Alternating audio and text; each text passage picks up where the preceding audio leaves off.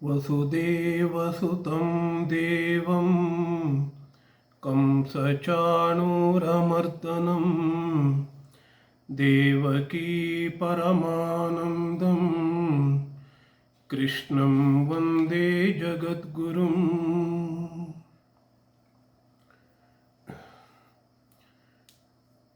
ಶಂಕರಾಚಾರ್ಯರ ಭಾಷ್ಯದ ಬೆಳಕಿನಲ್ಲಿ ಭಗವದ್ಗೀತೆಯನ್ನು ಅಧ್ಯಯನ ಮಾಡೋದಕ್ಕೆ ನಾವು ಪ್ರಾರಂಭ ಮಾಡಿದ್ದೇವೆ. ಅದರಲ್ಲೂ ಶಂಕರ ಭಗವತ್ಪಾದಾಚಾರ್ಯರ ಉಪೋದ್ಘಾತವನ್ನು ವಿಸ್ತಾರವಾಗಿ ನಾವು ಅಧ್ಯಯನ ಮಾಡ್ತಾ ಇದ್ದೇವೆ. ಈಗಾಗಲೇ ಭಗವದ್ಗೀತೆಯ ಪ್ರಯೋಜನದ ಬಗ್ಗೆ ಹಿಂದಿನ ತರಗತಿನಲ್ಲಿ ತಿಳ್ಕೊಂಡಿದ್ವಿ. ಈ ಸಂದರ್ಭದಲ್ಲಿ ಶಂಕರಾಚಾರ್ಯರು ಮಹಾಭಾರತದಲ್ಲಿ ಇರುವಂತಹ ಅಣುಗೀತೆ ಅದರಿಂದ ಕೆಲವು ಉಕ್ತಿಗಳನ್ನು ಉದಾಹರಿಸಿದರು. ಅದನ್ನು ಕೂಡ ನಾವು ನೋಡಿದ್ವಿ. ಸಹಿ ಧರ್ಮ ಸುಪರ್ಯಾಪ್ತ ಬ್ರಹ್ಮಣ ಪದವೇದನೆ ಅನ್ನುವಂತಹ ವಾಕ್ಯವನ್ನು ಹಿಂದಿನ ತರಗತಿನಲ್ಲಿ ನಾವು ವಿಚಾರ ಮಾಡಿದ್ವಿ.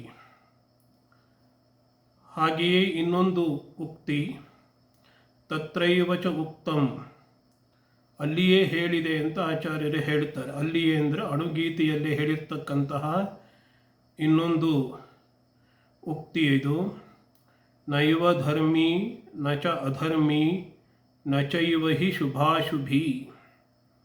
ಅದನ್ನು ಕೂಡ ಹಿಂದಿನ ತರಗತಿನಲ್ಲಿ ವಿಚಾರ ಮಾಡಿದ್ವಿ.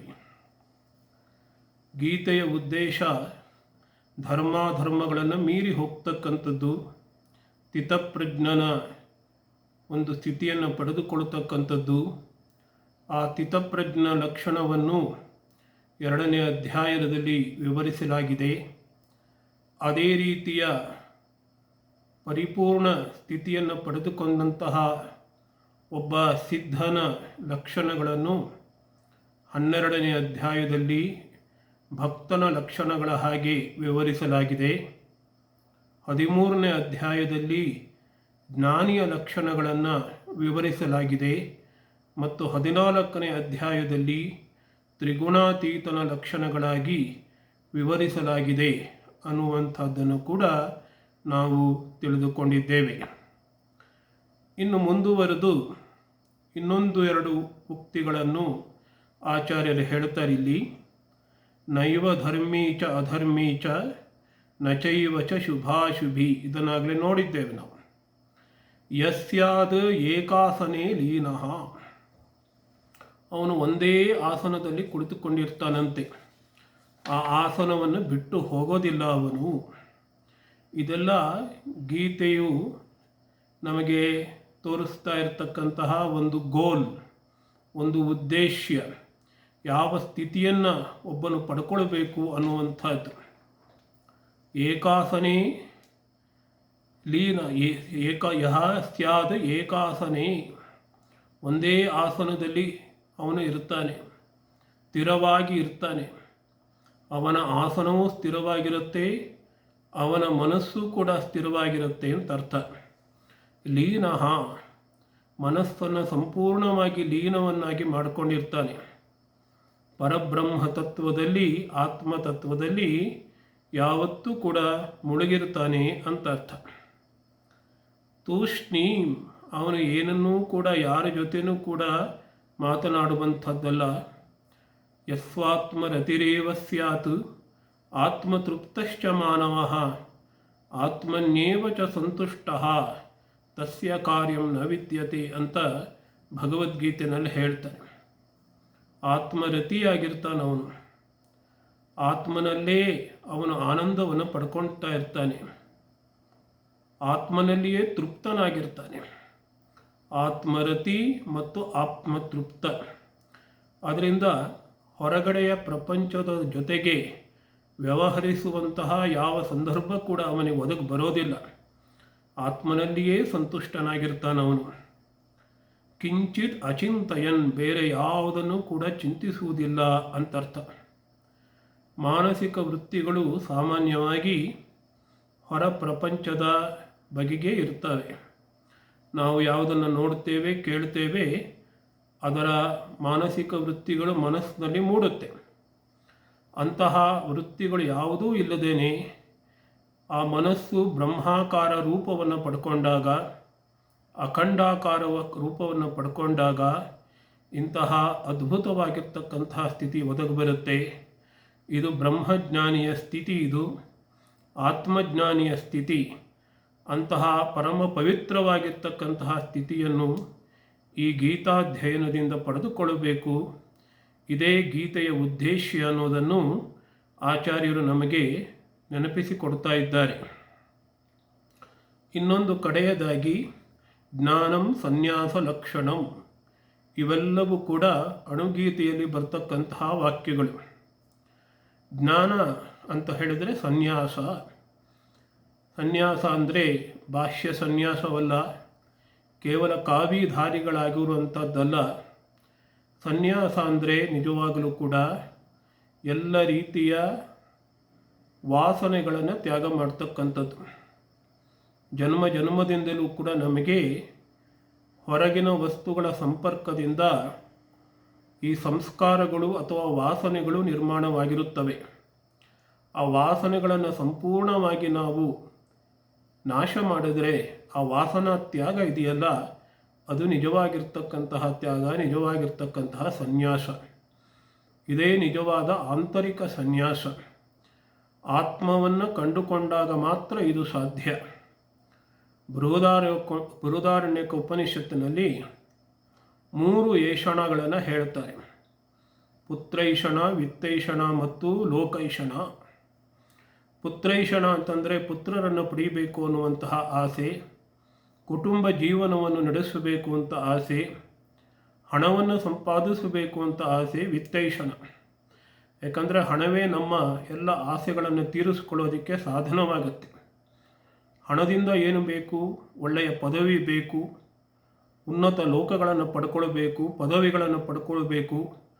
ಈ ರೀತಿಯ ಆಸೆ ಇದೆಯಲ್ಲ, ಇದು ಲೋಕೈಷಣ. ಇವುಗಳಿಂದ ಮೇಲೇಳಬೇಕು. ವ್ಯುತ್ಥಾಯ, ಈ ಎಲ್ಲ ಆಸೆಗಳನ್ನು ಮೀರಿ ಹೋಗುವಂತಹ ಸ್ಥಿತಿಯನ್ನು ಸನ್ಯಾಸ ಅಂತ ಹೇಳಿ ಬೃಹದಾರಣ್ಯಕೋಪನಿಷತ್ತಿನಲ್ಲಿ ಯಾಜ್ಞವಲ್ಕ್ಯ ಜನಕ ಮಹಾರಾಜನಿಗೆ ಉಪದೇಶ ಮಾಡ್ತಾನೆ. ಈ ಜ್ಞಾನಕ್ಕೂ ಸನ್ಯಾಸಕ್ಕೂ, ನಿಜವಾದ ಸನ್ಯಾಸಕ್ಕೂ ಯಾವುದೇ ವ್ಯತ್ಯಾಸವಿಲ್ಲ. ಎಲ್ಲಿ ಸನ್ಯಾಸ ಪರಿಪೂರ್ಣವಾಗಿರುತ್ತೋ ಅಲ್ಲಿ ಆತ್ಮಜ್ಞಾನದ ಸ್ಥಿತಿ ಇರುತ್ತೆ. ಎಲ್ಲಿ ಆತ್ಮಜ್ಞಾನದ ಸ್ಥಿತಿ ಇರುತ್ತೋ ಅಲ್ಲಿ ಸನ್ಯಾಸವೂ ಕೂಡ ಪರಿಪೂರ್ಣವಾಗಿರುತ್ತೆ. ಇದನ್ನೇ ಇಲ್ಲಿ ಜ್ಞಾನಂ ಸನ್ಯಾಸ ಲಕ್ಷಣಂ. ಜ್ಞಾನ ಅಂದರೆ ಸನ್ಯಾಸದ ಲಕ್ಷಣದಿಂದಿರ್ತಕ್ಕಂಥದ್ದು. ಹೊರತೋರಿಕೆಗೆ ಎಲ್ಲವನ್ನೂ ಕೂಡ ತ್ಯಾಗ ಮಾಡಿದಂತೆ ಇದೆ, ಆದರೆ ಅವನು ಆತ್ಮನಲ್ಲಿ ಆನಂದವಾಗಿ ಇರ್ತಾನೆ, ಆತ್ಮನಲ್ಲಿಯೇ ಸಂತುಷ್ಟನಾಗಿರ್ತಾನೆ ಅಂತ ತಿಳ್ಕೊಳ್ಬೇಕಾಗತ್ತೆ. ಕಡೆಯದಾಗಿ ಭಗವದ್ಗೀತೆಯಲ್ಲೇ ಬರ್ತಕ್ಕಂತಹ ಒಂದು ಉಕ್ತಿಯನ್ನು ಆಚಾರ್ಯರು ಹೇಳ್ತಾರೆ ಇಲ್ಲಿ. ಇಹಾಪಿಚ ಅಂತೆ ಉಕ್ತಂ, 18ನೇ ಅಧ್ಯಾಯದಲ್ಲಿ ಭಗವಂತ ತನ್ನೆಲ್ಲ ಉಪದೇಶವನ್ನು ಮಾಡಿ ಹೇಳ್ತಾನೆ, ಸರ್ವಧರ್ಮಾನ್ ಪರಿತ್ಯಜ್ಯ ಮಾಮೇಕಂ ಶರಣಂ ವ್ರಜ. ಎಲ್ಲ ಧರ್ಮಗಳನ್ನು ಕೂಡ ನೀನೇನು ಮಾಡಬೇಕು ಅಂತ ಕಟ್ಟುಪಾಡುಗಳಿವೆ, ಅದೆಲ್ಲವನ್ನೂ ಕೂಡ ನನ್ನಲ್ಲಿ ಶರಣಾಗತವನ್ನಾಗಿ ಮಾಡು, ಎಲ್ಲವನ್ನೂ ತ್ಯಜಿಸಿಬಿಡು, ಅಥವಾ ಮಾಡತಕ್ಕಂತಹ ಎಲ್ಲ ಕರ್ಮಗಳನ್ನು ನನಗೆ ಸಮರ್ಪಿಸಿಬಿಡು ಅಂತಲೂ ಅರ್ಥ ಆಗುತ್ತೆ. ನಿನ್ನದು ಯಾವುದೂ ಇಲ್ಲ ಅಂತನ್ನುಕೋ. ಆತ್ಮಸ್ವರೂಪಿಯಾಗಿರ್ತಕ್ಕಂತಹ ನಿನಗೆ ಯಾವ ಕರ್ತೃತ್ವ, ಯಾವ ಭೋಕ್ತೃತ್ವ ಇಲ್ಲ. ಎಲ್ಲವನ್ನೂ ಕೂಡ ತ್ಯಜಿಸಿಬಿಡು. ನೀನು ಮಾಡ್ತಕ್ಕಂತಹ ಧರ್ಮವನ್ನಾಗಲಿ ಅಥವಾ ನಿನ್ನ ಕರ್ತವ್ಯವನ್ನಾಗಲಿ ಎಲ್ಲದರ ತ್ಯಾಗದಿಂದ, ಇದನ್ನೇ ನಿಜವಾದ ಸನ್ಯಾಸ ಅಂತ ಹೇಳಿ ಆಚಾರ್ಯರು ಈ ಶ್ಲೋಕಕ್ಕೆ ವ್ಯಾಖ್ಯಾನ ಮಾಡ್ತಾರೆ. ಸರ್ವಧರ್ಮಾನ್ ಪರಿತ್ಯಜ್ಯ, ನನ್ನಲ್ಲೇ ಶರಣು ಹೊಂದು. ಇದು ಕೂಡ ಉತ್ತಮವಾಗಿರ್ತಕ್ಕಂತಹ ಸ್ಥಿತಪ್ರಜ್ಞನ ಲಕ್ಷಣಕ್ಕೆ ಒಂದು ಅನುರೂಪವಾಗಿರ್ತಕ್ಕಂತಹ ಸ್ಥಿತಿ ಅಂತ ಆಚಾರ್ಯರು ಬಣ್ಣಿಸ್ತಾರೆ. ಇದು ನಿಶ್ರೇಯಸದ ಬಗ್ಗೆ ಆಯಿತು. ಈಗ ಅಭ್ಯುದಯವನ್ನು ಗೀತಾಶಾಸ್ತ್ರ ಹೇಳ್ಕೊಡೋದಿಲ್ವಾ? ಈ ಜಗತ್ತಿನಲ್ಲಿ ನಾವು ಸಂತೋಷವಾಗಿರೋದು ಬೇಡವಾ ಅಂತ ಹೇಳಿದರೆ ಅಭ್ಯುದಯಕ್ಕಾಗಿಯೂ ಕೂಡ ಗೀತಾಶಾಸ್ತ್ರ ಬೇಕು. ಆದರೆ ಶಂಕರಾಚಾರ್ಯರ ದೃಷ್ಟಿನಲ್ಲಿ ಕೇವಲ ಅಭ್ಯುದಯಕ್ಕಾಗಿ ಮಾಡ್ತಂತಹ ಕರ್ಮ ಏನಿದೆ, ಕೇವಲ ಧರ್ಮ ಅಥವಾ ನೈತಿಕ ಜೀವನ ಅನ್ನುವಂಥದ್ದು ಮತ್ತೆ ನಮಗೆ ಸಂಸಾರದಲ್ಲಿ ಕಟ್ಟು ಹಾಕತ್ತೆ. ಅದಕ್ಕೆ ಆಚಾರ್ಯ ಹೇಳ್ತಾರೆ, ಒಂದು ಉಪಾಯವನ್ನು ಹೇಳ್ಕೊಡ್ತಾರೆ. ಅವರು ಉಪಾಯವನ್ನು ಹೇಳ್ಕೊಡುತ್ತಾರೆ ಅಂತ ಹೇಳೋದಕ್ಕಿಂತಲೂ ಕೂಡ ಇದು ಗೀತಾಶಾಸ್ತ್ರದಲ್ಲಿ ಇರತಕ್ಕಂತಹ ಉಪಾಯವನ್ನು ಆಚಾರ್ಯರು ಇಲ್ಲಿ ಸ್ಪಷ್ಟಪಡಿಸ್ತಾ ಇದ್ದಾರೆ. ಅದೇನಪ್ಪ ಅಂತ ಹೇಳಿದರೆ, ನಾವು ಯಾವ ಕಾಮ್ಯ ಕರ್ಮಗಳನ್ನು ಮಾಡ್ತೇವೆ, ನಾವು ಧರ್ಮವನ್ನೇ ಮಾಡ್ತೇವೆ, ನೀತಿವಂತರಾಗಿರ್ತೇವೆ, ಪೂಜೆ ಪುನಸ್ಕಾರಗಳನ್ನು ಮಾಡ್ತೇವೆ, ಧ್ಯಾನವನ್ನು ಮಾಡ್ತೇವೆ, ಯಾವುದೋ ಒಂದು ಆಸೆಯನ್ನು ಇಟ್ಕೊಂಡು ಮಾಡ್ತೇವೆ, ಪ್ರಾಪಂಚಿಕ ಬಯಕೆಯನ್ನು ಇಟ್ಕೊಂಡು ಮಾಡ್ತೇವೆ, ಅಥವಾ ಸ್ವರ್ಗಾದಿಗಳಿಗೆ ಹೋಗಬೇಕು ಅನ್ನುವಂತಹ ಇಚ್ಛೆ ಇರುತ್ತೆ. ಅದನ್ನೇ ಅಭ್ಯುದಯ ಅಂತ ಕರೆದರು. ಈಗಾಗಲೇ ಅಭ್ಯುದಯ ಬಗ್ಗೆ ನಾವು ವಿಚಾರ ಮಾಡಿದ್ದೇವೆ. ಈ ಅಭ್ಯುದಯಾರ್ಥೋಪಿ ಯಹ ಪ್ರವೃತ್ತಿ ಲಕ್ಷಣ ಧರ್ಮ, ಅಭ್ಯುದಯಕ್ಕಾಗಿ ಯಾವ ಪ್ರವೃತ್ತಿ ಎನ್ನುವಂತಹ ಧರ್ಮವನ್ನು ಆಚರಿಸ್ತಾರೋ ಒಬ್ಬ ಸಾಧಾರಣ ಮನುಷ್ಯ, ಅವನೇನು ಮಾಡ್ಬೋದು? ಅವನಿಗೆ ಗತಿ ಇಲ್ಲವೇ? ಹಾಗಾದರೆ ಅದಕ್ಕೇನು ಮಾಡಬೇಕು ಅಂತಂದರೆ, ಅವನು ಅದನ್ನು ಭಗವಂತನಿಗೆ ಸಮರ್ಪಣೆ ಮಾಡಬೇಕು. ಅದನ್ನು ಇಲ್ಲಿ ಆಚಾರ್ಯರು ವಿವರವಾಗಿ ನಮಗೆ ಹೇಳಿಕೊಡ್ತಾರೆ. ಈಗ ಧರ್ಮ ಅನ್ನುವಂಥದ್ದು ವೇದಗಳೇ ವಿಹಿತವಾಗಿರ್ತಕ್ಕಂಥದ್ದು, ವೇದಗಳಿಂದಲೇ ಬಂದಿರತಕ್ಕಂಥದ್ದು. ಇಂತಿಂಥ ವರ್ಣದವರು ಇಂತಿಂಥ ಕರ್ತವ್ಯವನ್ನು ಮಾಡಬೇಕು, ಇಂತಿಂಥ ಆಶ್ರಮದವರು ಇಂತಿಂಥ ಕರ್ತವ್ಯಗಳನ್ನು ಮಾಡಬೇಕು ಅಂತ ಇದೆ. ವರ್ಣಾನ್ ಆಶ್ರಮಾಂಶ್ಚ ಉದ್ದಿಶ್ಯ ವಿಹಿತ. ಈ ಧರ್ಮ, ಪ್ರವೃತ್ತಿ ಧರ್ಮ ಅನ್ನುವಂಥದ್ದು ಇಂಥವರು, ಇಂತಿಂಥ ವರ್ಣದವರು, ಬ್ರಾಹ್ಮಣ, ಕ್ಷತ್ರಿಯ, ವೈಶ್ಯ, ಶೂದ್ರಾದಿಗಳು, ಅದೇ ರೀತಿ ಬ್ರಹ್ಮಚರ್ಯ, ಗಾರ್ಹಸ್ಥ್ಯ, ವಾನಪ್ರಸ್ಥ ಮತ್ತು ಸನ್ಯಾಸ, ಈ 4 ಆಶ್ರಮದವರು, ಆಶ್ರಮದವರು ಆಯಾ ವರ್ಣಕ್ಕೆ ಸೇರಿರ್ತಕ್ಕಂಥವರು ಆಯಾ ಕರ್ತವ್ಯಗಳನ್ನು ಮಾಡಬೇಕು ಅನ್ನುವಂಥದ್ದೇ ಪ್ರವೃತ್ತಿ ಧರ್ಮ. ಅದರಿಂದ ಏನು ಉಂಟಾಗುತ್ತೆ? ಪ್ರವೃತ್ತಿ ಧರ್ಮದಿಂದ ದೇವಾದಿ ಸ್ಥಾನ ಪ್ರಾಪ್ತಿ ಹೇತುರಪಿ, ನಮಗೆ ಪ್ರಾಪಂಚಿಕ ಭೋಗಗಳು ಸಿಗುತ್ತೆ. ಅದೇ ರೀತಿ ಯಜ್ಞಾದಿಗಳನ್ನು ಮಾಡಿದರೆ ಸ್ವರ್ಗಾದಿಗಳು ಸಿಗ್ಬೋದು, ನಮಗೆ ದೇವತೆಗಳ ಸ್ಥಾನ ಸಿಗ್ಬೋದು. ಅದರಲ್ಲಿ ಅತ್ಯಂತ ಉನ್ನತ ಮಟ್ಟದ ಸ್ಥಾನ ಯಾವುದು ಅಂದರೆ ಪ್ರಜಾಪತಿ ಸ್ಥಾನ ಅಂತ ಹೇಳ್ತಾರೆ, ಅಥವಾ ಹಿರಣ್ಯಗರ್ಭನ ಸ್ಥಾನ ಅಂತ ಹೇಳ್ತಾರೆ. ಪ್ರಜಾಪತಿ ಲೋಕದಲ್ಲಿ ಹೋಗ್ಬೋದು, ಅಲ್ಲಿ 100,000 ವರ್ಷಗಳ ಕಾಲ ಇರಬಹುದು. ಯಾರಾದರೂ ಅಶ್ವಮೇಧ ಯಜ್ಞವನ್ನು ಮಾಡಿದರೆ ಅಂತಹ ಪ್ರಜಾಪತಿ ಸ್ಥಾನವನ್ನು ಪಡೆಯಬಹುದು ಅಂತ ಹೇಳಿ ಬೃಹದಾರಣ್ಯಕೋಪನಿಷತ್ತಿನಲ್ಲಿ ಅಶ್ವಮೇಧ ಯಜ್ಞವನ್ನೇ ಒಂದು ರೀತಿಯ ಧ್ಯಾನವಾಗಿ ಉಪದೇಶ ಮಾಡಿದ್ದಾರೆ. ಆ ಧ್ಯಾನದಿಂದಲೂ ಕೂಡ ಪ್ರಜಾಪತಿಯ ಸ್ಥಿತಿಯನ್ನು ಏರಬಹುದು ನಾವು ಅಂತ ಹೇಳಿ. ಹೀಗೆ ಪ್ರವೃತ್ತಿ ಲಕ್ಷಣ ಧರ್ಮ ಏನಿದೆ ಅದು ವರ್ಣಾಶ್ರಮಗಳಿಗೆ ಅನುಗುಣವಾಗಿದೆ, ನಮಗೆ ದೇವಾದಿ ಸ್ಥಾನಗಳನ್ನು ತಂದುಕೊಡುತ್ತೆ. ಸ್ವರ್ಗಾದಿಗಳನ್ನು ತುದಿಯಲ್ಲಿ ಅತ್ಯಂತ ಉನ್ನತ ಮಟ್ಟದ ಸ್ಥಾನ ಯಾವುದು ಅಂದರೆ ಪ್ರಜಾಪತಿಯಾಗಿರ್ತಕ್ಕಂತಹ ಅಥವಾ ಹಿರಣ್ಯಗರ್ಭನಾಗಿರ್ತಕ್ಕಂಥದ್ದು. ಇದೆಲ್ಲವೂ ನನಗೆ ಬೇಡ, ನನಗೆ ಯಾವ ದೇವನ ಸ್ಥಾನವೂ ಬೇಡ, ಯಾವ ಸ್ವರ್ಗವೂ ಬೇಡ, ಅಲ್ಲಿ ಸಿಗ್ತಕ್ಕಂತಹ ಭೋಗವೂ ನನಗೆ ಬೇಡ, ನನಗೆ ಪ್ರಾಪಂಚಿಕ ಭೋಗವೂ ಬೇಡ, ಹಾಗೆ ಸ್ವರ್ಗಾದಿಗಳು ತಂದುಕೊಡ್ತಕ್ಕಂತಹ ಭೋಗವೂ ಬೇಡ ನನಗೆ. ಇಹಾಮೂತ್ರ ಫಲಭೋಗ ವಿರಾಗ ಅಂತ ಕರೀತಾರೆ ಅದನ್ನು. ಇಹಲೋಕದಲ್ಲಿ ಸಿಗ್ತಕ್ಕಂತಹ ಭೋಗವೂ ಬೇಡ, ಪರಲೋಕದಲ್ಲಿ ಯಾವುದೇ ಲೋಕದಲ್ಲಿ ಸಿಗುವಂತಹ ಭೋಗವೂ ನನಗೆ ಬೇಡ ಅಂತ ಹೇಳಿ ಯಾರು ಅದೇ ಕರ್ಮಗಳನ್ನು, ಈಗ ಯಾವ ಪ್ರವೃತ್ತಿ ಮಾರ್ಗದಲ್ಲಿ ಹೇಳಿರ್ತಕ್ಕಂತಹ ಕರ್ಮಗಳಿದೆಯೋ ಅದೇ ಕರ್ಮಗಳನ್ನು ಏನು ಮಾಡಬೇಕಂತೆ, ಈಶ್ವರಾರ್ಪಣ ಬುದ್ಧಿಯ ಅನುಷ್ಠೀಯ ಮಾನಃ. ಭಗವಂತ, ಈ ಕರ್ಮವೂ ನಿನಗೆ ಸೇರಿದ್ದಪ್ಪ, ಈ ಫಲವೂ ಕೂಡ ನಿನಗೆ ಸೇರಿದ್ದು. ಈ ಕರ್ಮಗಳನ್ನು ನಾನು ಯಾವುದೇ ಆಸೆಗಾಗಿ, ಇಹಲೋಕದ ಭೋಗಕ್ಕಾಗಿ ಅಥವಾ ಪರಲೋಕದ ಭೋಗಕ್ಕಾಗಿ ನಾನು ಮಾಡುವಂಥವನಲ್ಲ. ನಾನು ನಿನ್ನ ಪ್ರೀತ್ಯರ್ಥವಾಗಿಯೇ ಮಾಡ್ತೇನೆ, ನಿನಗೆ ಪ್ರೀತಿ ಉಂಟಾಗಲಿ ಅಂತ ಮಾಡ್ತೇನೆ. ಈ ಕರ್ಮವೂ ನೀನೇ, ಇದರ ಉದ್ದೇಶವೂ ನೀನೇ. ಇದನ್ನೇ ಕೃಷ್ಣ ಮುಂದೆ ಹೇಳಿಕೊಡ್ತಾನೆ ನಮಗೆ.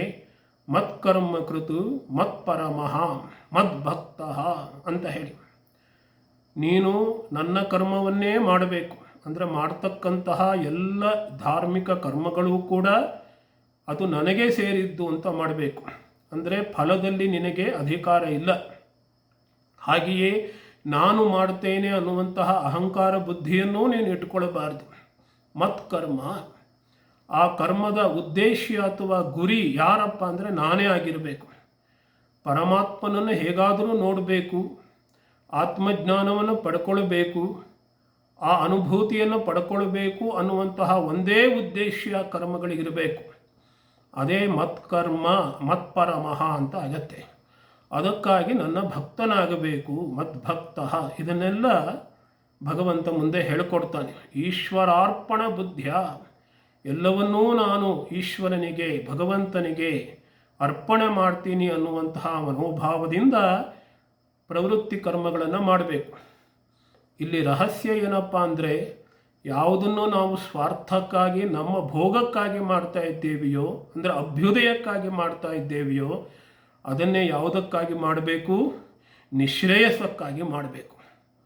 ಅಂದರೆ ಆಸೆಗಾಗಿ ಮಾಡುವಂತಹ ಕರ್ಮಗಳನ್ನು ನಾವು ಭಗವಂತನ ದಿಕ್ಕಿನಲ್ಲಿ ಹರಿಸಬೇಕು, ಭಗವಂತನಿಗಾಗಿ ಮಾಡಬೇಕು, ಭಗವಂತನೇ ಉದ್ದೇಶವಾಗಿ ಉಳ್ಳಂತಹ ಕರ್ಮಗಳಾಗಿ ಪರಿವರ್ತಿಸಿಕೊಳ್ಳಬೇಕು.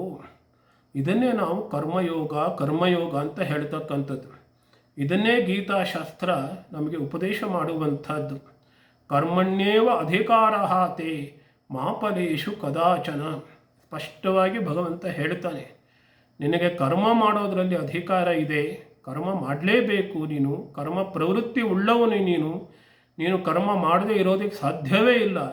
ಆದರೆ ಆ ಫಲದಲ್ಲಿ ನಿನಗೆ ಅಧಿಕಾರ ಇಲ್ಲಪ್ಪ, ಫಲವನ್ನು ಕೊಡ್ತಕ್ಕಂಥವನು ನಾನು ಅಂತ ಹೇಳ್ತಾನೆ.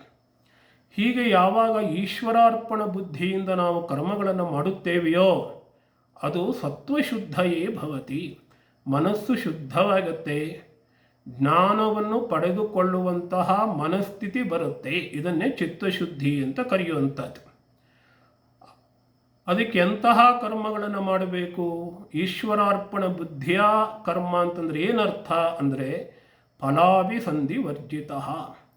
ಫಲ ನನಗೆ ಸಿಗಬೇಕು, ಈ ಕರ್ಮದಿಂದ ನಾನು ಈ ರೀತಿ ಭೋಗವನ್ನು ಪಡೆಯಬೇಕು ಅಂತಹ ಎಲ್ಲ ಆಸೆಗಳನ್ನು ಕೂಡ ನಿಧಾನವಾಗಿ ಕರ್ಮಯೋಗವನ್ನು ಅಭ್ಯಾಸ ಮಾಡ್ತಾ ಆಸೆಗಳಿಂದ ನಾವು ನಿವಾರಣೆ ಹೊಂದಿದಾಗ ನಮಗೆ ಚಿತ್ತಶುದ್ಧಿ ಆಗುತ್ತಲ್ಲ, ಅದೇ ದೊಡ್ಡ ಫಲ ಇದು.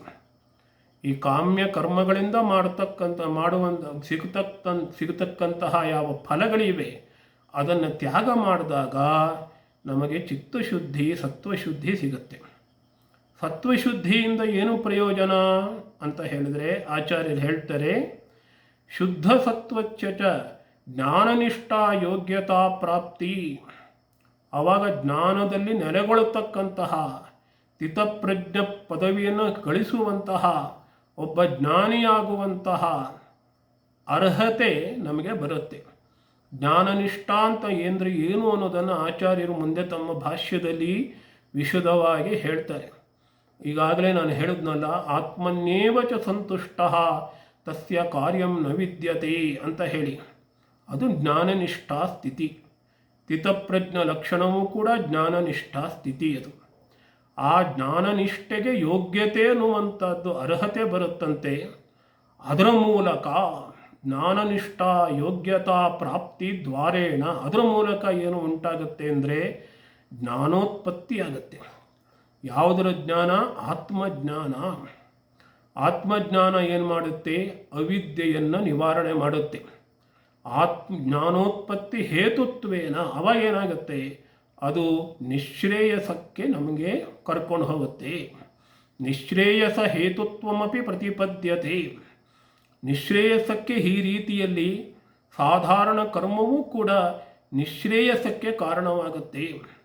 ನಿಶ್ರೇಯಸಕ್ಕೆ ಜ್ಞಾನ ಅನ್ನುವಂಥದ್ದು ನೇರವಾದ ಕಾರಣ. ಜ್ಞಾನದಿಂದ ನೇರವಾಗಿ ನಿಶ್ರೇಯಸ್ಸನ್ನು ಪಡ್ಕೊಳ್ಬೋದು. ಆದರೆ ಸಾಧಾರಣ ಕರ್ಮಗಳನ್ನು ಕೂಡ ಭಗವದರ್ಪಣ ಭಾವದಿಂದ ಭಗವಂತನಿಗೆ ಸೇರಿದ್ದು ಅನ್ನುವಂತಹ ಭಾವನೆಯಿಂದ ನಾವು ಮಾಡಿದಾಗ ನಮಗೆ ಜ್ಞಾನನಿಷ್ಠೆಯಲ್ಲಿ ನೆಲೆಗೊಳ್ಳತಕ್ಕಂತಹ ಯೋಗ್ಯತೆ ಬರುತ್ತೆ. ಯಾಕಂದರೆ ಚಿತ್ತಶುದ್ಧಿಯಾಗತ್ತೆ. ಆ ಚಿತ್ತಶುದ್ಧಿಯಿಂದ ಜ್ಞಾನನಿಷ್ಠ ಯೋಗ್ಯತೆ ಬರುತ್ತೆ. ಜ್ಞಾನನಿಷ್ಠ ಯೋಗ್ಯತೆಯಿಂದ ಜ್ಞಾನೋತ್ಪತ್ತಿಯಾಗತ್ತೆ. ಜ್ಞಾನೋತ್ಪತ್ತಿಯಿಂದ ನಿಶ್ರೇಯಸ್ಸಕ್ಕೆ ಅನುಕೂಲವಾಗುತ್ತೆ. ನಿಶ್ರೇಯಸ್ಸು ನಮಗೆ ಸಿಗುತ್ತೆ. ಈ ರೀತಿಯಲ್ಲಿ ಇಂಡೈರೆಕ್ಟಾಗಿ, ನೇರವಾಗಲ್ಲ, ನೇರವಾಗಿ ಜ್ಞಾನವೇ ನಿಶ್ರೇಯಸ್ಸಕ್ಕೆ ಕಾರಣ. ಆದರೆ ಬಳಸುದಾರಿಯಲ್ಲಿ ಹೋಗುವುದಾದರೆ ನಾವು ಕರ್ಮಗಳನ್ನು ಮಾಡ್ತಾ, ಕರ್ಮಯೋಗವನ್ನು ಆಚರಿಸ್ತಾ, ಚಿತ್ತಶುದ್ಧಿಯನ್ನು ಪಡ್ಕೊಂಡು ಆ ಮೂಲಕವೂ ಜ್ಞಾನಕ್ಕೆ ಯೋಗ್ಯರಾಗಬಹುದು ಅನ್ನುವಂತಹ ಉಪಾಯವನ್ನು ಗೀತಾಶಾಸ್ತ್ರ ನಮಗೆ ಹೇಳಿಕೊಡ್ತಾ ಇದೆ ಅಂತ ಹೇಳಿ ಆಚಾರ್ಯರು ಹೇಳ್ತಾರೆ. ಹೀಗೆ ಭಗವದ್ಗೀತೆ 2 ಧರ್ಮಗಳನ್ನು ಹೇಳಿದ್ರೂ ಕೂಡ ಪ್ರವೃತ್ತಿ ಧರ್ಮ, ನಿವೃತ್ತಿ ಧರ್ಮ ಅನ್ನುವಂಥದ್ದು, ಪ್ರವೃತ್ತಿ ಧರ್ಮವನ್ನು ಮಾಡಿದ್ರೂ ಕೂಡ ಅದು ನಿಶ್ರೇಯಸ್ಸಕ್ಕೆ ಕಾರಣವಾಗಬಹುದು. ಅಭ್ಯುದಯ ಅನ್ನುವಂಥದ್ದು ಗೀತಾಶಾಸ್ತ್ರದ ಧ್ಯೇಯ ಅಲ್ಲ, ಗೀತಾಶಾಸ್ತ್ರದ ಉದ್ದೇಶ ಅಲ್ಲ. ಕೇವಲ ನಿಶ್ರೇಯಸ್ಸು ಮಾತ್ರವೇ ಗೀತಾಶಾಸ್ತ್ರದ ಉದ್ದೇಶ ಅನ್ನುವುದನ್ನು ಆಚಾರ್ಯರು ಇಲ್ಲಿ ಸ್ಪಷ್ಟಪಡಿಸ್ತಾ ಇದ್ದಾರೆ. ಇದನ್ನು ಮುಂದಿನ ವಿವರಣೆಗಳನ್ನು ನಾವು ಮುಂದಿನ ತರಗತಿಯಲ್ಲಿ ನೋಡೋಣ. ಓಂ ಶಾಂತಿ ಶಾಂತಿ ಶಾಂತಿ. ಹರಿ ಓಂ ತತ್ಸತ್. ಶ್ರೀರಾಮಕೃಷ್ಣಾರ್ಪಣಮಸ್ತು.